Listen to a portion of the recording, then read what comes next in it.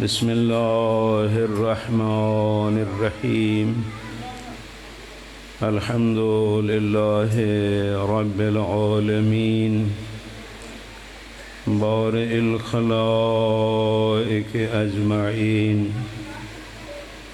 ثم الصلاة والسلام علی رسولہ الکریم ابی القاسم محمد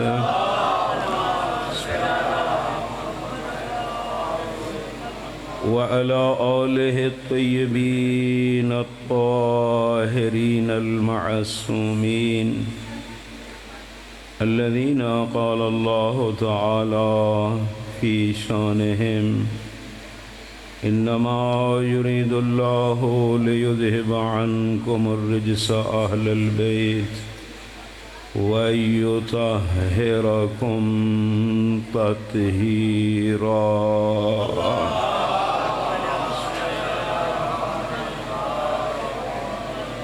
ورحمة الله على شيعتهم ومحبيهم ومواليهم أجمعين ولعنة الله على أعدائهم ملعونين أما بعد فقد قال الحكيم في كتابه بسم الله الرحمن الرحيم وما خلقت الجن والإنس إلا ليعبدون صلوات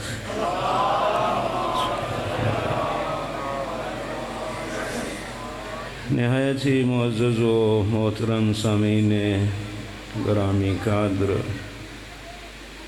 اس حکیم خالق نے جتنی مخلوق بھی خلق فرمائی ان سب میں انسان کو اشرف المخلوقات بنایا۔ کوئی مخلوق بھی انسان سے افضل نہیں، حتیٰ ملائکہ جو عصمت قہریہ پہ فائز ہیں۔ معصوم سے جب پوچھا گیا مولا آپ افضل ہیں یا فرشتے، تو معصوم نے فرمایا الملائکہ خدامنا و خدام محبینا، یہ فرشتے ہمارے بھی خادم ہیں اور جو لوگ ہم سے محبت کرتے ہیں یہ ان کے بھی خادم ہیں۔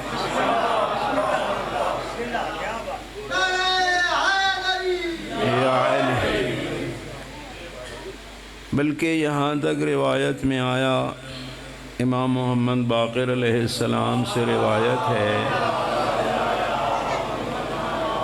معصوم نے فرمایا جب کوئی ہمارا شیعہ اس طرح وضو کرے جس طرح قرآن میں آیا اور ہم اہل بیت نے کر کے دکھایا، پھر آذان کہے، اقامت پڑھے، نماز کی تیاری کرے، خالق کا ارشاد ہوتا ہے ملائکہ میرے عرش کو چھوڑ دو، زمین پہ جا کے میرے اس بندے کی اقتدا میں نماز پڑھو۔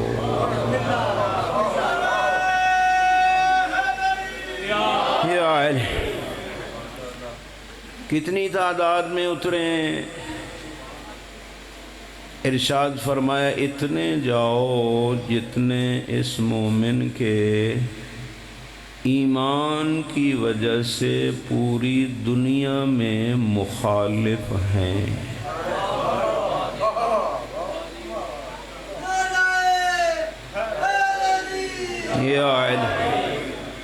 ماشاءاللہ کچھ لوگ توضیح المسائل کے ساتھ مانوس بھی بیٹھے ہیں۔ فضائل اذان و اقامت اگر آپ پڑھیں نا وہاں لکھا ہے کہ جب انسان اذان اور اقامت پڑھ کے نماز شروع کرتا ہے نا تو خدا حکم دیتا ہے 2 صفیں فرشتوں کی اس نمازی کے پیچھے نماز پڑھتی ہیں جو اذان اقامت کے ساتھ نماز پڑھتا ہے۔ مومن اپنی قدر کو پہچان تو کتنا بلند ہے۔ نعرہ تکبیر، اللہ اکبر، نعرہ رسالت، یا رسول اللہ، نعرہ حیدری، یا علی۔ بلکہ میں نے یہاں تک ہمارے ایک بزرگ عالم دین ہیں ڈاکٹر رفیعی، آج کل ماشاءاللہ ایران میں بہت بڑے واعظ ہیں، کسی دور میں ہم بھی ان کے ساتھ وہاں پڑھتے تھے لیکن ہم آ گئے جہالت کے سمندر میں اور وہ پڑھتے رہے۔ آج وہ ماشاءاللہ بہت بڑے ڈاکٹر PhD دین میں۔ تو انہوں نے کتاب لکھی، میں اس میں پڑھ رہا تھا کہ جب 2 مومن اپنے رشتہ ایمانی کی وجہ سے آپس میں مسکرا کے ملتے ہیں نا تو خداوند عالم ان مومنوں کے تبسم سے فرشتے پیدا کرتا ہے، اور جب تک یہ مومن دنیا میں ہے نا وہ فرشتے ان کے لیے استغفار کرتے ہیں۔ تیرا اتنا مقام بلند ہے، اور یہ بھی معصوم کا فرمان ہے میرے بھائی کہ اس سے بڑھ کے کوئی جاہل نہیں جو اپنی قدر کو بھی نہ جانتا ہو اپنے آپ۔ نعرہ تکبیر، اللہ اکبر، نعرہ تکبیر، اللہ اکبر، نعرہ رسالت، یا رسول اللہ، نعرہ رسالت، یا رسول اللہ، نعرہ حیدری، یا علی، نعرہ حیدری، یا علی۔ محمد و آل محمد بلند تر صلوات۔ اللہم صلی علی محمد و آل محمد۔ تو انسان اتنا افضل کیوں ہے میرے بھائیوں؟ وجہ یہ ہے کہ اس انسان کی خلقت کا مقصد بہت بلند ہے۔ ہر شے کی قیمت اس کے مقصد سے لگائی جاتی ہے، اس کے مقصد سے لگائی جاتی ہے۔ اس انسان کی خلقت کا مقصد بہت بلند ہے، اور وہ کیا ہے؟ وہ ذات ارشاد فرماتے عبدی خلقت الاشیاء لأجلک وخلقتک لأجلی۔ میرے بندے یہ پوری کائنات تیرے لیے اور تو فقط میرے لیے۔ ساری کائنات، دنیا بھی حتیٰ آخرت بھی، جنت بھی مومن کے لیے ہے، مومن جنت کے لیے نہیں ہے۔ ازلفت الجنت للمتقین، خالق نے جنت کو مومنین کے لیے سجا کے رکھا ہے، مومن جنت کے لیے نہیں، مومن جنت کے خالق کے لیے، خالق کے لیے۔ بے شک جنت ایک بہت بڑا محل ہے، بہت بڑا مقام ہے، بڑی بڑی نعمتیں ہیں، لیکن آپ جانتے ہیں جتنا ہی بڑا محل ہو، محل کا مالک محل سے افضل ہوا کرتا ہے۔ اس لیے میرے بھائیوں، اگر ہم کوشش کریں اور اللہ کے ہو جائیں، یقین کرو، اور مشکل بڑا ہے، یہ مشکل بڑا ہے، اللہ کے لیے ہو جانا بڑا مشکل ہے۔ یقین کرو، میرے استاد ہیں، انہوں نے تحریر فرمایا، میں نے خود ان کی زبان اقدس سے بھی سنا کہ قتل ہونا آسان ہے، لیکن اللہ کے لیے جینا مرنا مشکل ہے۔ قتل ہونا آسان ہے، لیکن اول سے لے کر آخر تک میں اپنی زندگی کو خالصتاً للہ کے عنوان سے جیوں، یہ بڑا مشکل ہے۔ ہماری حالت تو یہ ہوتی ہے، مجلس جب پڑھنے لگتے ہیں رسول اللہ یا علی اتبعوا ما لا یسألکم علیہ اجرا، اتنی عربی آپ جانتے ہو، قرآن پڑھتے ہو، اتباع کرو ان ہستیوں کی جو تم سے اجر نہیں مانگتے، اور یہ فیس نہ مانگنا دلیل ہے کہ وہ ہدایت پہ ہیں، ان کو پتہ ہے تبلیغ کریں گے تو اجر خدا دے گا، اجر خدا دے گا۔ اے بے ہدایتے لڑ دین فیساں تو، چونکہ پتہ ہوتا ہے پلے تو شے کوئی نہیں، یہی چند کوڑیاں ہی لینی ہیں، یہ تو لے جائیں بکروں سے۔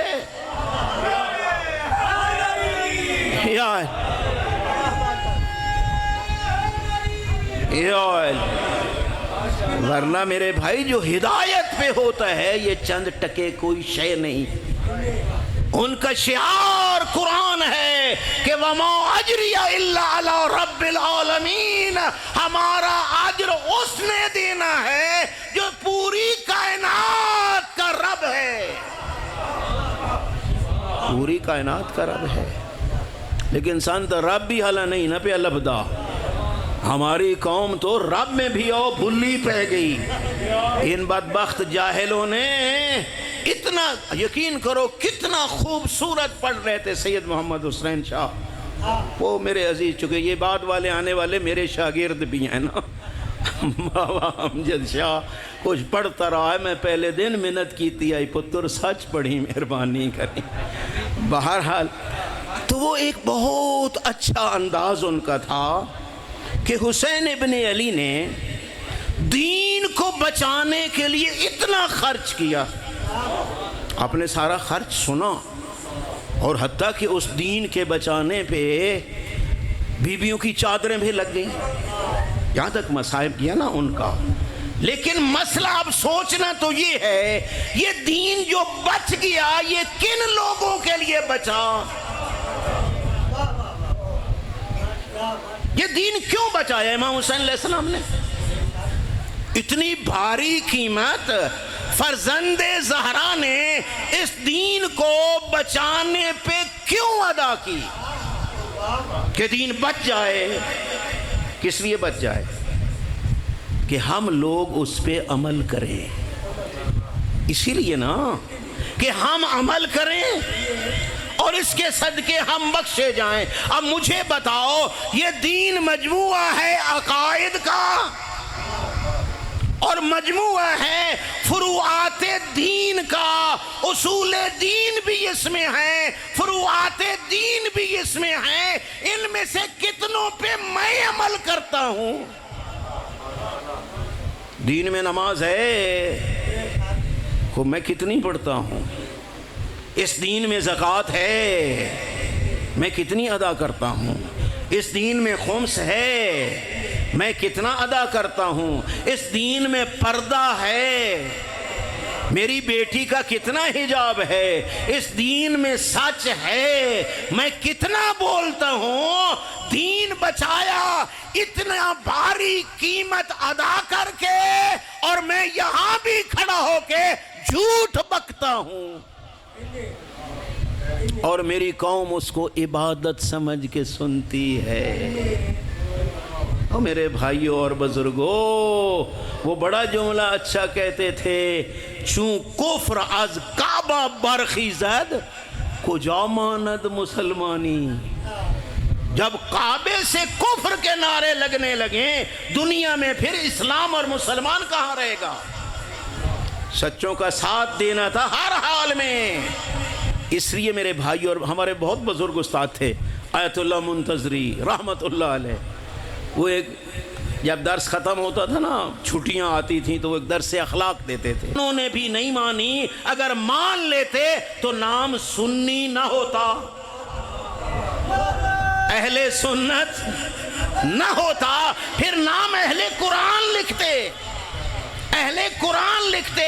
اہل سنت کہلوانا دلیل ہے کہ وہ دعویٰ صحیح نہیں تھا، ورنہ میرے بھائیوں اور بزرگوں، اور کتنا پیارا جملہ لکھ کے آغا تیجانی رحمت اللہ علیہ، جنہوں نے لکھا کہ شیعہ ہی تو اہل سنت ہیں، شیعہ ہی تو اہل سنت ہیں، جہاں دوسری سنت نبوی موجود ہے وہاں مقام خم قدیر پہ من کنت مولا فہذا علی مولا، یہ بھی تو سنت نبوی ہے۔ یا علی یا علی، وہ جن میں یقیناً سوچتا، لیکن ہمیں معصوم نے کیا حکم دیا؟ لکھو لکھو لکھو۔ اس دور میں بھی جس میں پابندی تھی شیعہ حدیث معصوم کو لکھتا تھا کہ پیغمبر خدا نے کیا فرمایا، علی المرتضیٰ نے کیا فرمایا، وہ لکھتے تھے شیعہ۔ لیکن میرے بھائیو دکھ اس پہ ہوتا ہے جن کے ہاں حدیث لکھنا ہی جرم تھا وہ بن گئے اہل حدیث، اہل حدیث، اہل حدیث بن گئے، جن کے لیے بہت زیادہ تاکید معصوم نے کی تھی کہ حدیثوں کو لکھنا، آئندہ نسلوں تک پہنچانا، وہ فقط یہاں تک آ گئے کہ آدھے راوی تے حاطف غیبی دی آواز آئی۔ حاطف غیبی کے ہوندہ؟ ہاں حاطف عربی میں ٹیلی فون نوا دیں، غیب چو ٹیلی فون کہیں کی تھا، راوی کون ہے کک پتہ نہیں۔ جو قرآن اور حدیث کا مذہب تھا جاہلوں کے ہتھے چڑھ گیا، انہوں نے افسانے بنا کے پیش کیا، نتیجہ یہ نکلا کہ قوم عمل کے لیے اصلاً تیار نہیں، کہتے ہیں کیا ضرورت ہے؟ یقین کرو فقہ اہل بیت پڑھو نا تو اس میں یہ لکھا ہوتا ہے کہ اللہ کے علاوہ کسی کی قسم جائز ہی نہیں۔ بسم اللہ السلام علیکم، آؤ میرے پیر، بسم اللہ، خیر ہے بھائی، اللہ اکبر اللہ اکبر، بسم اللہ، خدا سے السلام جی، یا رسول اللہ، یا علی، اللہم صلی علی محمد و آل محمد۔ مخلوق جب قسم اٹھائے تو خالق، یہ ہماری فقہ میں ہے۔ میں نے ڈھیر ساری قسمیں سنی تھیں، آج نئی قسم سنی اپنے شاگرد کو لوں، میں نے پہلے یہ نہیں سنی تھی۔ بابا امجد شاہ پیادہ تیری وان دی ہوئی ہانج دی قسم، یہ کیا ہے شاہ جی تو ساں کہتا ہی پڑھ،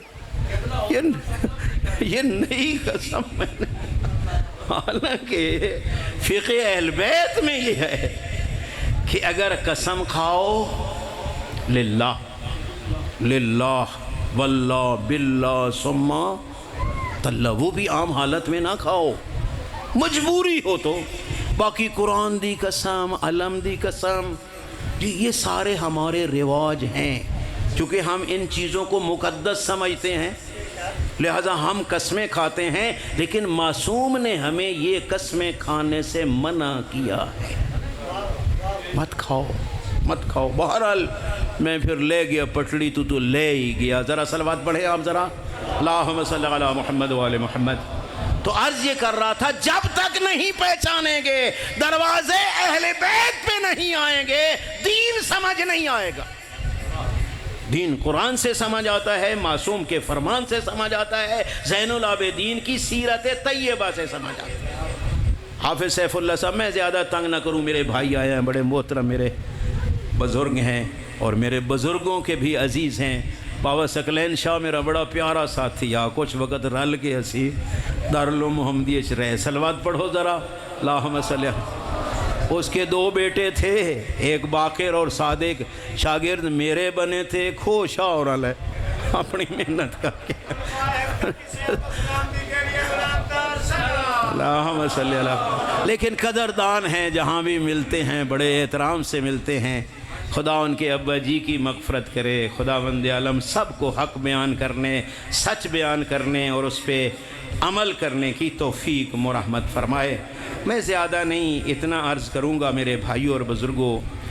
جب جناب زینب کبریٰ شام کو فتح کر کے مدینے آئی نا بی بی مدینے، ایک دن جابر ابن عبداللہ انصاری کو بلا بھیجا.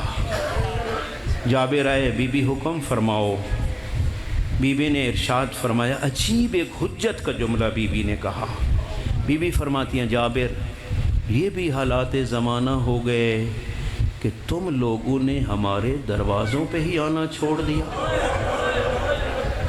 اتنے حالات ہو گئے کہ اہل بیت کے دروازے ہی تم نے چھوڑ دیے.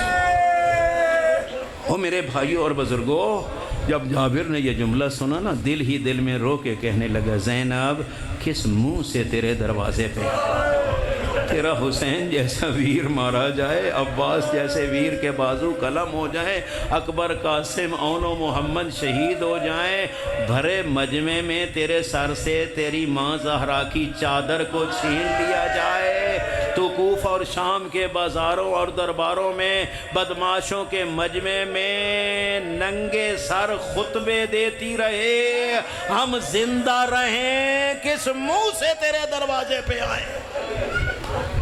میرے بھائیوں، بی بی ارشاد فرماتے ہیں جابر آج کسی مقصد کے لیے تجھے بلایا ہے. بی بی حکم فرماؤ. بی بی نے ارشاد فرمایا جابر ذرا مسجد میں جا کے میرے سجاد کی حالت تو دیکھو، ہڈیوں کا ڈھانچہ رہ گیا ہے، جا کے کہے تو ہی تو ایک نشانی ہے میری، ذرا عبادت میں کمی کر. میرے بھائیوں اور بزرگوں، جابر کہتے ہیں میں بی بی کے حکم سے آیا.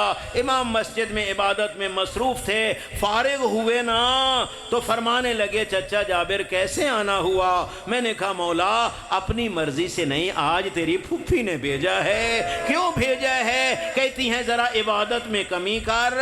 یہ جملہ سننا تھا. فرمایا او میرے بیٹے محمد باقر ذرا جانا وہ صحیفہ اٹھا کے لے آ جس میں میرے جد علی ابن ابی طالب کی عبادت کا تذکرہ ہے. زین العابدین نے اپنے جد کی عبادت کو پڑھنا بھی شروع کیا، ساتھ ساتھ رونا بھی شروع کیا، اور رو کے کہتے ہیں کس کی طاقت ہے جو علی ابن ابی طالب جتنی عبادت کرے. یقین کرو جس دن میں نے یہ جملہ پڑھا تھا کتاب میں، فوراً ذہن میں بات آئی تھی کہ مولا عبادت تو بڑی کر گئے علی ابن ابی طالب، لیکن زین العابدین تو تیرا ہی لقب ہے نا، تیرا ہی لقب ہے، کسی اور کا تو نہیں ہے. لکھا ہے علامہ مجلسی نے کہ اس لقب کی عظمت کا پتہ چلے گا قیامت والے دن. آدم سے لے کر خاتم تک، علی سے لے کر مہدی تک سارے معصوم ہوں گے. ایک صدا آئے گی این این زین العابدین، کہاں ہے زین العابدین؟ کوئی نبی مرسل اس پہ لبیک نہیں کہے گا. اگر کوئی کہے گا حسین کا غیرت مند بیٹا سجاد بڑا غیور تھا سجاد، یقین کرو بڑے بڑے امتحان انبیاء سے بھی ہوئے، ائمہ خدا سے بھی ہوئے، لیکن جتنا سخت امتحان اس غیرت مند سجاد کا تھا کسی اور کا نہیں تھا. میرے بھائیوں، پیغمبر خدا بھی جانتے تھے، علی المرتضیٰ بھی جانتے تھے، حسن مجتبیٰ بھی جانتے تھے، حسین شہید کربلا بھی جانتے تھے کہ میری بہن کی چادر لٹ جائے گی. جانتے تھے علم امامت و نبوت سے، لیکن اپنی آنکھوں سے چادر کو لٹتے ہوئے اور زین العابدین نے دیکھا. انا للہ و انا الیہ راجعون.